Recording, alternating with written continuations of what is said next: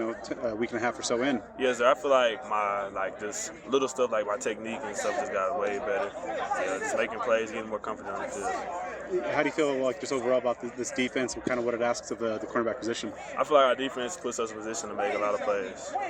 And yeah, we just gotta make the plays. Yes, sir. Brian Carrington, obviously, coaching the corners. What kind of jumps out at him about what he brings to the field, coaching you guys up?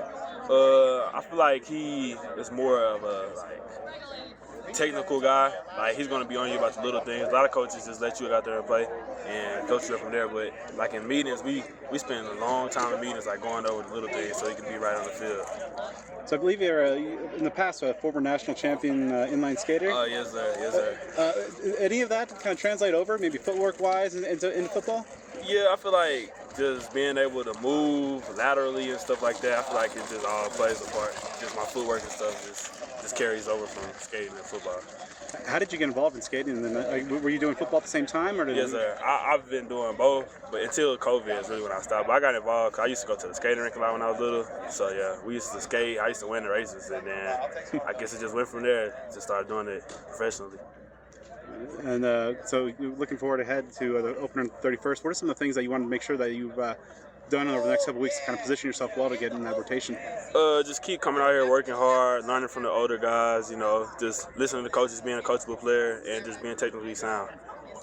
So Keith, do you think this environment, which is so different than Tempe, probably so different from Texas too, is something that really can bring out, the best out of players?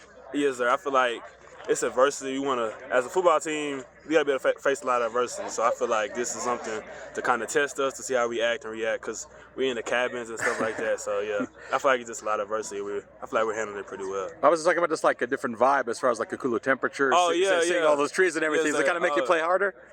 I mean, I feel like the field, you're gonna play hard regardless of the field, but it is cool being out here. The vibe is definitely different, and I like the view out here.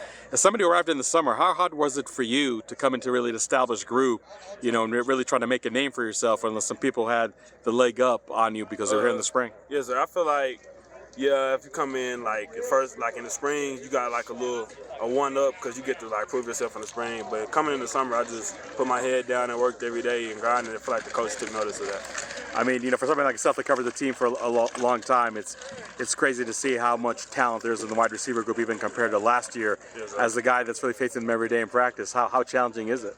It's very challenging. I feel like we got a very elite group, probably the best in Pac-12, not gonna lie. But I feel like that's good. Iron sharpens iron, so we're going against the best every day. So we'll be ready when the season comes. What's some of the cornerbacks that have been mentors to you, really trying to bring you up and really show you what to do, what not to do on the field and off the field? Ro Torrance, Ed Woods, D Ford, Mason Williams. Those are the four guys that have been helping me and guiding me along the way. What do you think has been the biggest adjustment, just arriving in Tempe a couple of months until now? The biggest adjustment, probably the heat. Like, it's no breeze out here. Like in Texas, we got a little breeze. There's no breeze out here. So that's probably the biggest adjustment. But besides that, everything's going pretty good.